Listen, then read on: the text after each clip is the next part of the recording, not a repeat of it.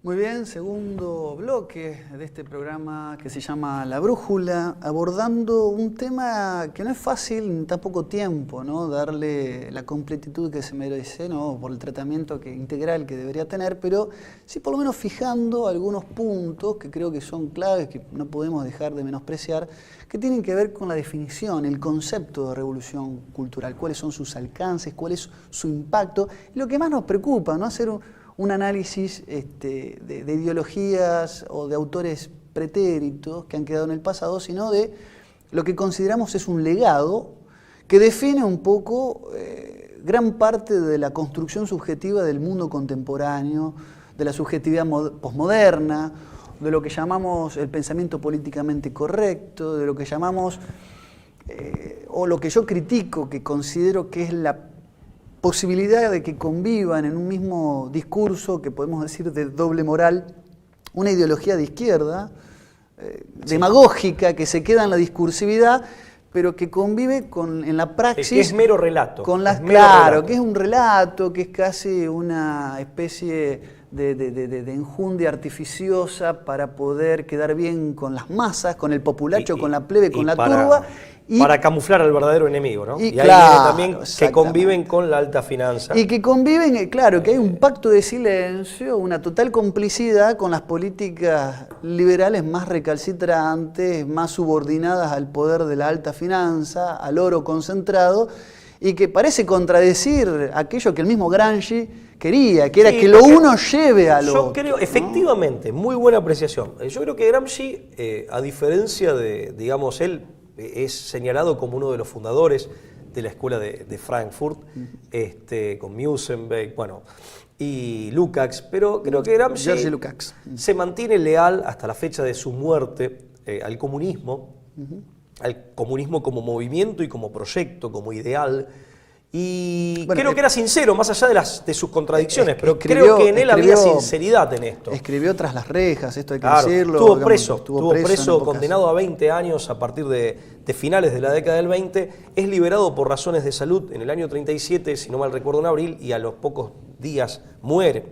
Y son famosos sus escritos, en realidad eran comentarios, son famosos sus cuadernos de cárcel, que es la compilación de sus escritos, en donde él ahí desarrolla gran parte de su pensamiento, tal cual. Mirá, Gramsci primero, y antes hablábamos de la profundidad de su percepción histórica y de su concepción histórica, que por momentos nos recuerda a las elucubraciones de los teólogos, pese a su condición de ateo y de comunista, digamos. Gramsci veía en el marxismo, veía en el comunismo como movimiento el fruto maduro de la modernidad. Un fruto maduro que tenía etapas propiciatorias y preparatorias, instancias previas, cuyos hitos básicamente eran como etapas escalonadas, revolucionarias, que conducían a la revolución máxima, que era la encarnada por el marxismo. Algo así como la cereza del postre. Efectivamente. Y en ese proceso estaba primero el Renacimiento, con su antropocentrismo. Aquí no nos referimos con el humanismo, pero no en el sentido de interesarnos por el hombre, lo cual en principio es sano y a primera vista por lo menos luce bien y agradable, sino ese antropocentrismo que implicaba desplazar a Dios, ¿no? O sea, en segundo lugar la Reforma Protestante, y en tercer lugar la Revolución Francesa de 1789, sobre la base de las ideas demoliberales, sobre todo la democracia, el democratismo rusoniano, combinado con las ideas liberales cuyo padre fue John Locke. Y él decía que en definitiva de acá también vienen los basamentos de los que se nutrió el marxismo, no solo las instancias fácticas que propiciaron su advenimiento, que lo anticiparon y que fueron preparando el terreno para su aparición, sino que de acá también podemos distinguir los distintos ingredientes de los que se ha nutrido el marxismo, que para él son el idealismo alemán como aporte ideológico, son como progenitores de una genealogía del marxismo. La literatura y los episodios revolucionarios de la Francia de finales del siglo XVIII, vale decir, de la Francia revolucionaria. Sí. Ellos mismos han admitido la analogía entre la toma de la Bastilla Claro. y la revolución rusa del año 17, ¿no? Es decir, como cierto, el palacio, como el palacete asaltado por el pueblo. Esta es la continuación y la hay un el claro, perfeccionamiento. una imagen especular entre ambas revoluciones. Y el desarrollo del capitalismo liberal industrial inglés, que es el aporte económico, o sea, el aporte ideológico, el idealismo alemán, el aporte político, la literatura revolucionaria francesa y los episodios a los que esta dio lugar en el 1789 en adelante, y el desarrollo, el aporte económico, el desarrollo del capitalismo liberal e industrial británico, inglés. Bien, en ese contexto le inserta el marxismo, como decíamos antes, como fruto maduro. ¿Cuál es? Y él también, al hacer esto, redefine al auténtico enemigo del marxismo. Él dice, y esto tiene que ver, de alguna manera, aporta un principio de explicación a la paradoja que vos planteabas, esa coexistencia de marxismo cultural, en definitiva, que muy a pesar de Gramsci se terminó produciendo entre el marxismo cultural y las formas más cruentas y más salvajes del capitalismo liberal, en particular la alta finanza, o el trono de oro, por así decir. Porque Gramsci decía, en realidad el enemigo no es la burguesía, el enemigo no es una clase dominante en particular. Gramsci, a caballo de esta concepción más profunda, que se le debe a su formación clásica y al ambiente cristiano en el que se crió, del que él renuncia. Y hasta más compleja, menos lineal. Totalmente. Gramsci identifica como el enemigo de la revolución, e incluso a la luz de lo que había pasado en la naciente Unión Soviética, en el sentido de trascendencia. Claro.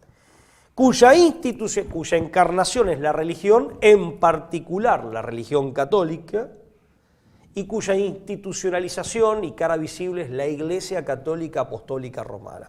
Y esto se condice perfectamente con, nosotros le dedicamos un programa al tema, con las declaraciones, las confesiones de Isabella Dot, de Bella Dot, cuando en los años 50 esta comunista ítalo-norteamericana arrepentida, reconvertida al catolicismo en los años 50 en su libro Escuela de Oscuridad, School of Darkness, denuncia que en rigor de verdad el verdadero enemigo del movimiento comunista, identificado por ellos como tal, era la Iglesia Católica, y que por eso habían realizado o llevado a cabo una tarea, una maniobra de infiltración en los seminarios. Claro. Con miles de infiltrados. Bueno, yo pensaba mientras te escuchaba hablar también en un texto del año 51 de Teodoro Adorno sobre la personalidad autoritaria, donde este espíritu de trascendencia también es objeto de ataque. Es un espíritu, es una personalidad patológica e incluso criminal, así lo define él. Claro, porque aparte es el verdadero enemigo. Hablar de autoritarismo en 1951, ¿no? Claro, es esencialmente antidemocrática esa personalidad. Sí, en definitiva, siempre lo hemos dicho cuando hablamos de la Escuela de Frankfurt, en definitiva Adorno convierte un problema, el autoritarismo, un problema netamente político, al definirlo de esta manera, lo convierte en un problema psicológico, en un problema de la personalidad que ameritaría medidas terapéuticas eventualmente o reeducativas, con todo lo que esto puede llegar a implicar. Pero aparte, fíjate la arbitrariedad, porque en definitiva cualquier persona, por el simple hecho de creer que hay vida más allá de la muerte, de que el hombre está dotado de un alma inmortal, de que hay un Dios, se convierte automáticamente, a la luz de esta mentalidad, en un hombre autoritario, con todo lo denostable que es esto. Bueno, han pasado más de 80 años de Gramsci y creo que esta identificación del enemigo, esta redefinición del enemigo, creo que los resultados están a la vista. Pero aparte es realista. Él, como comunista, se da cuenta de que es fácil vencer a la burguesía o comprarla. Eventualmente yo creo que en la práctica, y más allá de Gramsci, se compraron mutuamente. Incluso hasta puede haber soluciones intermedias. Pero él se da cuenta que, claro... Pero lo que no puede haber, lo que es radical y esencialmente enemigo del marxismo... es el catolicismo. El sentido de trascendencia en general y el catolicismo. Los valores perennes e inmutables. Claro, y esas creencias y esos valores hicieron... Era lo que ofrecía resistencia, había hecho fracasar las revoluciones en Hungría, en el sur de Alemania, y era lo que estaba dificultando la consolidación del régimen. Porque para colmo, el sentido de trascendencia, ¿dónde se mantenía en aquella época mucho más arraigado? En las clases o en los sectores sociales más humildes. Y Gramsci se da cuenta de algo, por eso era fácil cooptar la burguesía. Él distingue entre sociedad dominante y sociedad hegemónica. Hay que apuntar, o la guerra cultural se dirime en la sociedad hegemónica. La sociedad hegemónica está constituida por todos, hoy diríamos, todos los factores productores de sentido, diríamos hoy en día. Las iglesias, principalmente, los cultos religiosos organizados, fundamentalísimamente la Iglesia Católica de Roma, ¿no? La familia, los medios masivos de la comunicación social, las escuelas, los ministerios de educación, las universidades, todo eso constituía la institucionalización del mundo simbólico, de la cultura. La revolución cultural es tomando las casamatas como si fuera una guerra de trincheras y posiciones, tomando poco a poco estos distintos centros neurálgicos de la vida cultural de un pueblo. Tomando la iglesia, tomando las universidades, pero no por la fuerza, sino infiltrándolas. Y generando una transformación desde ahí.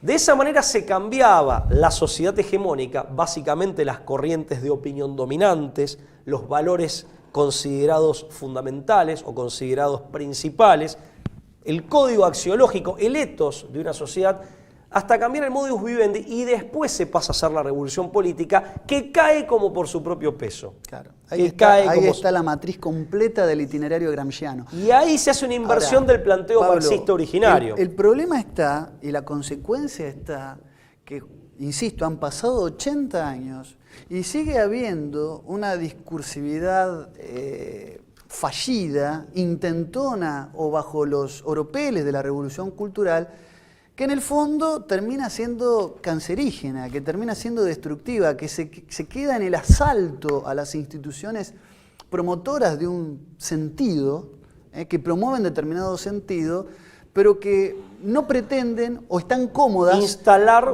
una dictadura del proletariado, claro, una auténtica dictadura del proletariado. Y en el camino, en la transición, en el trayecto, siguen en la más absoluta connivencia con los sectores de concentración del poder capitalistas más aberrantes y más recalcitrantes. Tal vez en esto Gramsci haya pecado, tal vez me atrevo a suponer. Incluso de ingenuo, porque el mismo capitalismo financia y promueve ciertos grupos de choque que, incluso encandilados y maravillados por la revolución cultural, siguen siendo funcionales, profanando iglesias, generando tropelías, atropellos, sin advertir que en el fondo son realmente un instrumento artificioso y artificial de instauración de un modelo cada vez más concentrado, donde el 1% de la población tiene más del 70% de los recursos económicos. Totalmente de acuerdo. Termina siendo funcional a eso y termina siendo la matriz cultural que, porque aborrega, porque genera ilusiones que son impracticables o incumplibles. Idiotas útiles genera el modelo. Totalmente, porque camufla al verdadero enemigo por diversas razones y circunstancias, termina, por diversas razones, mejor dicho, termina siendo funcional a esa estructura de dominación que es eminentemente oligárquico-plutocrática. Y quiero decir algo sinárquica más. Y sinárquica. Quiero decir algo más. Ya la propia dictadura del proletariado era inauténtica, más allá de las críticas que en mi caso y en el tuyo amerita el ideal de la dictadura del proletariado en el plano de la teoría. Pero ya la propia dictadura del proletariado, tal como fue plasmada, más allá de esas críticas que en teoría podemos hacerle, no fue auténtica. Cuanto más esta revolución cultural que queda, a despecho de Gramsci, en el plano del mero relato, para camuflar un dominio oligárquico, plutocrático, como dicta blanda, pero muy efectiva. No dictadura, pero sí como dicta blanda. Dulcificada, pero muy efectiva. Quizás eso explique por qué no somos comunistas, ni vos ni yo. Porque ni lo uno ni lo otro son no solo deseables, sino también viables. Bueno, ninguna de las dos cosas. Le hemos dedicado ya un programa al financiamiento del movimiento comunista desde sus orígenes por parte de casas bancarias de altísimo nivel. Y también a los crímenes del comunismo. A los crímenes del comunismo como su resultado silenciado, natural. Ahí está también el complot por la sociedad hegemónica. El pacto de silencio. Por lo que Gramsci denominaría los factores de la sociedad hegemónica. Están las editoriales, los grandes medios de la comunicación social, las escuelas, los periodistas, etc. Le dedicamos un programa también a la Escuela de Frankfurt, el año pasado. De la Escuela de Frankfurt, yo creo que la Escuela de Frankfurt tiene dos distinciones con Gramsci, pese a que Gramsci fue uno de sus fundadores. Pero fue uno de sus fundadores y se retira. Claro. Él sigue siendo un comunista convencido. La Escuela de Frankfurt no tuvo problema. Una vez que asciende el nazismo en Alemania, lógicamente eran comunistas o de orígenes comunistas, y la mayoría de los autores provenían de familias de origen judío, con lo cual necesariamente tuvieron que emigrar. O sea, en 1933 ganan las elecciones Hitler, y los miembros del Partido Nacionalsocialista llegan al Poder Ejecutivo, a la Cancillería del Reich, se van, se exilian. Pero ¿y cómo terminaron? Pero fíjate, terminan en la Universidad de Princeton trabajando para la Fundación Rockefeller. Ahí está. Y trabajando durante décadas en las grandes universidades norteamericanas. Para el Instituto Tavistock. Para el Instituto en gran Tavistock, medida, que fue el laboratorio universal de lavado de cerebro. Bueno, esa es una primera diferencia. Gramsci sigue siendo comunista, un comunista heterodoxo, pero comunista convencido del fin, y muere prácticamente preso. Está preso desde finales de la década del 20 hasta 1937, casi que lo liberan por piedad, tenía una condena a 20 años, y muere al poco tiempo pobre, en una mala situación. Segunda diferencia, Gramsci trabaja mucho sobre... y acá hay una diferencia de superioridad intelectual, si se quiere, o de otro abordaje científico respecto de la Escuela de Frankfurt. Gramsci trabaja mucho sobre la faceta racional, sobre el mundo de las ideas. Ojo, Gramsci hablaba de infiltrar instituciones encargadas de la vida cultural, como las escuelas, las iglesias, las universidades. Gramsci hablaba de... Quizás no utilizar ese término... tergiversar la historia. Quizá de transformar o de modificar. Claro, pero transformar incluso la historia, el relato del pasado. O sea, esto está en línea con algo que ya se había inventado previamente, las leyendas negras. Claro. La hispanidad. Alimentar las leyendas negras. Alimentar leyendas negras. Generar una campaña de desprestigio. Gramsci, por ejemplo, habló de establecer mecanismos de estigmatización. Vale decir, si yo te catalogo con un determinado epíteto, con un determinado calificativo que descalifica, darle a esto una connotación negativa tan poderosa que una descalificación así en público genere automáticamente que la gente ya no te escuche ni te dé crédito. Claro. La estrategia o la táctica, mejor dicho, del mote o de la estigmatización. Salvo esto último, Gramsci en general operó sobre las facetas racionales.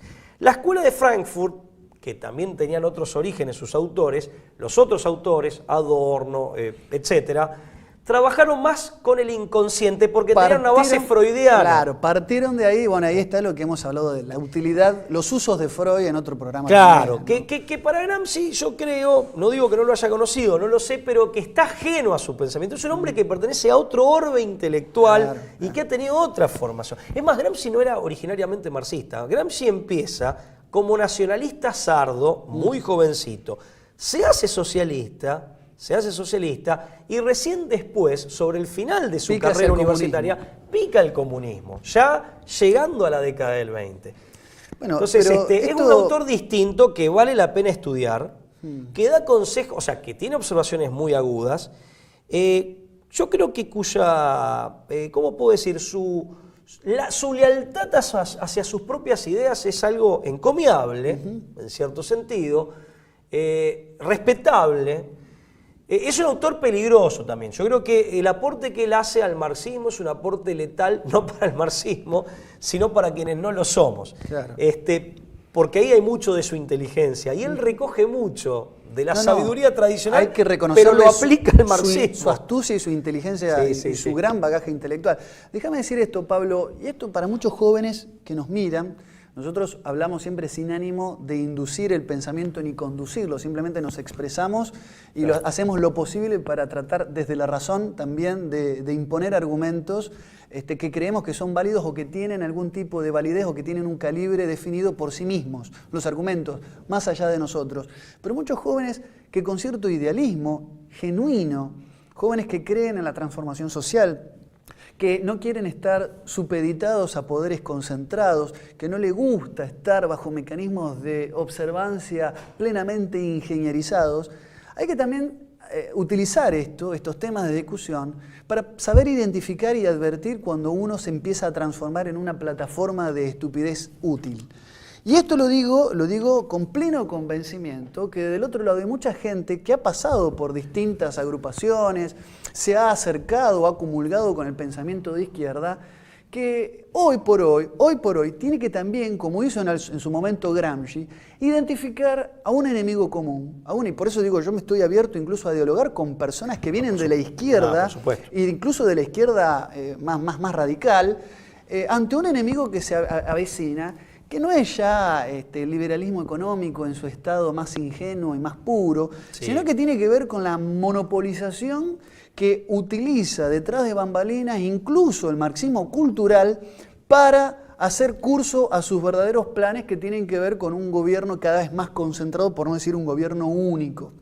Quiero decir con esto, y le hablo a la gente que nos mira del otro lado, no estamos, y lamentablemente las ideologías, sean de un lado y de otro, han servido también como un instrumento de balcanización del pensamiento.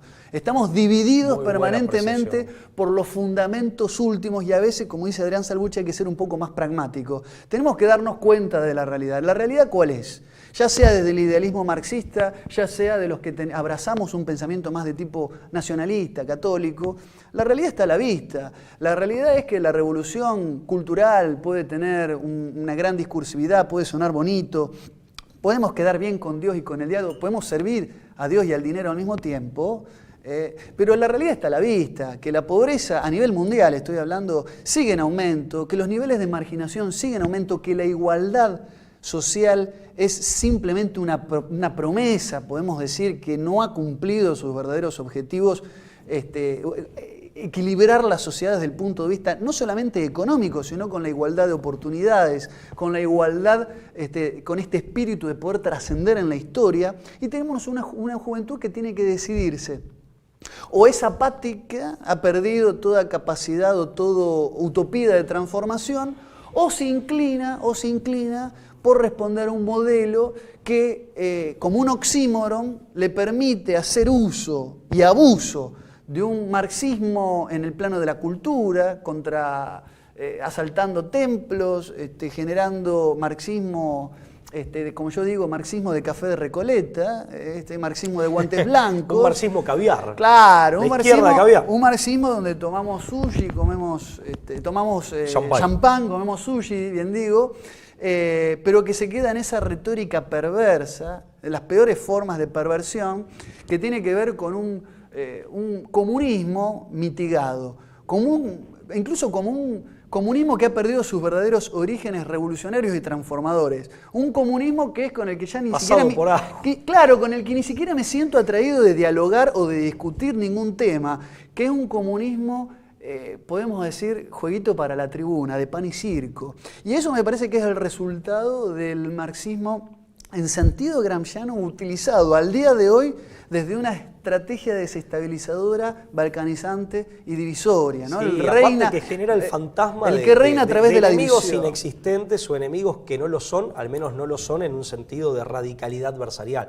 Pues es que porque hasta como adversario, el idealista comunista es un loable enemigo ideológico, pero ahora ni siquiera, hay repetidores de ideas preconcebidas. Esa es una discusión que se da son en el ámbito de lo que sí, eso es una discusión que se da, que está silenciada en gran medida por la sociedad hegemónica, que está silenciada por las razones que muy bien vos exponés. Hay que ver quiénes son los dueños de esta sociedad hegemónica o de los instrumentos de cultura de esta sociedad hegemónica, pero esa es una discusión que dentro del pensamiento de izquierda, si es que esa palabra se puede seguir utilizando, se da. O sea, entre la gente de izquierda está ese debate, como está el debate de los crímenes del comunismo, el famoso libro negro del comunismo. Bueno, entre ellos se da. Hay gente claro, el libro negro del comunismo. La cantidad de desilusionados que hay, la cantidad de personas que han pasado por las filas, bien digo, del comunismo militante y hoy se encuentran como en una nebulosa de desorientación. Decepcionados, es terrible. Pero por lo que ellos advierten como, digamos, una desvirtuación o una capitis diminutio de su propia propuesta ideológica, más allá de que nosotros esa propuesta ideológica le hemos hecho y le hacemos críticas muy duras desde lo teórico, pero que tienen incidencia práctica. Claro. Pero esto es un paso más allá. Ya ni siquiera hablamos de la ideología, de la ortodoxia en puridad y de la doctrina en puridad, sino que hablamos de una instrumentalización perversa que tal vez esté desde el inicio y que implicó usar a muchos comunistas sinceros, usarlos de profiláctico, que se me permite la expresión, comunismo desgonzado grosera, en una instancia de profilaxis. Pero, claro, una expresión grosera, pero que no intenta sinceramente ofender a nadie, sino ser elocuente y breve al mismo tiempo. Que se entienda qué quiero decir y claridad. Que la digo incluso con mucha, digamos, sin ambajes. Sin ambajes y aparte sin ánimo desde luego de ofender ni de escandalizar a nadie. No, lo que te iba a decir es, para mí la gran divisoria de aguas desde el punto de vista, si volvemos a las grandes ideas, en este sentido Gramsci creo que lo tenía claro, yo opto por la posición contraria, volviendo al campo de las grandes ideas y el campo de la matriz teórica, ideológico-doctrinaria. La gran divisoria de aguas es trascendencia o inmanentismo, no inmanencia, porque la trascendencia en definitiva, ilumina a lo inmanente. Lo eterno ilumina las realidades de este mundo, no las niega. Inmanentismo es absolutizo las realidades de este mundo negando la eternidad. Entonces, la gran disyuntiva... el fondo de la cosa. El fondo, Gramsci lo detecta bien. Es una guerra entre lo inmanente y lo trascendente. Mucho mejor que Marx. Y yo comparto con que el gran dilema es ese. Es una guerra entre lo inmanente y lo trascendente. Él opta por ser inmanentista, ¿no? Y... al sentido de trascendencia, verlo como una caricatura o como una mera fantasía. Un inmanentismo que se queda en la simulación, porque ellos tuvieron que embalsamar el cadáver de Lenin y exhibirlo para transformarlo en una especie de figura angelical y cultural, mística, objeto de culto. Mística, cultural y en última instancia religiosa y trascendente. Religiosa en el sentido y trascendente en el sentido psicológico. Claro. No ontológico, digo bien, no ontológico, pero sí psicológico. Y por otra parte, la otra divisoria es, si uno está, digamos, esa es la primera gran divisoria de aguas, trascendencia o inmanentismo. Segunda divisoria de aguas es, en definitiva, creo que en relación al marxismo, es el internacionalismo, que es un colectivismo de toda la humanidad, que a mi modo de ver lo que hace es masificarla, insectificarla y depreciarla, o quienes defendemos las identidades naturales que componen a la humanidad y de las cuales la humanidad se nutre y se enriquece, que básicamente son las comunidades nacionales, aquellas que no son creación ficticia, aquellas que han brotado de la realidad concreta de los pueblos. Entonces, yo no soy un internacionalista, soy un nacionalista. ¿En qué sentido? En el sentido de que defiendo que el hombre no solo es un ser social, sino que también, y más específicamente, es un ser familiar y es un ser nacional en el sentido más sustancial del término, y que la humanidad conlleva esta condición. Por eso no hay oposición entre humanidad y nación, entre el amor a la patria y el apego a la propia identidad nacional y el amor a la humanidad y el hermanamiento de los hombres. Esa creo que es la otra gran divisoria de aguas, porque insisto, la humanidad se compone de comunidades nacionales de la misma manera que ésta se compone de familias, y un término no niega al otro, sino que lo supone. Y que hay que buscar una armonía entre todos ellos. Yo le agregaría a lo que dijiste de nacionalismo y universalismo, trascendencia, inmanencia. Sí, son también como los dos grandes dilemas, ¿no? Le agregaría un tercero que sería la vanguardia versus el tradicionalismo. Que me parece que nutre o es una instancia intermedia entre las anteriores. Me parece que en esos tres aspectos, en esa triangulación, se dirime los grandes problemas del occidente actual. Que se lo trasladamos a todo el mundo por metástasis. Por supuesto. Perdón, me acabo de hundir porque yo me muevo mucho, el público lo ¿Querés ir lo más hondo posible? Como mi prestigio. No, y lo otro que hay que decirlo también, que ahí sí puede haber un punto de coincidencia. Puede, tal vez, haber un punto de coincidencia. Un punto. Ojo, vamos a poner las cosas en su justo término, o un puente para el diálogo es desde el punto de vista económico de la producción y distribución de la riqueza, quienes pensamos que el principio es el destino universal de los bienes y la propiedad privada un derecho natural secundario, correcto, pero supeditado y al servicio de ese destino universal de los bienes, y quienes absolutizan la propiedad privada, que en la práctica y la libertad de mercado absolutizada sin ningún tipo de límite ni ético ni jurídico, que en la práctica conduce a la concentración de la riqueza más abyecta, generando toda esa pobreza. Sí, sí, y ahí con las corrientes de izquierda creo que puede haber un canal de diálogo de decir, ojo, pará, dejen de pensar que el enemigo es el cura párroco de la esquina, porque en todo caso, el que está generando los grandes problemas ecológicos y los grandes problemas en términos de justicia social es la alta finanza y son las grandes corporaciones multinacionales, hablando sumariamente. Después podemos hablar de excepciones, claro que sí, pero hablando sumariamente y de un sistema que admite al egoísmo como motor. Sí, si volvemos a la lucha Claro. quizás más elevada, que es la lucha entre el bien y el mal.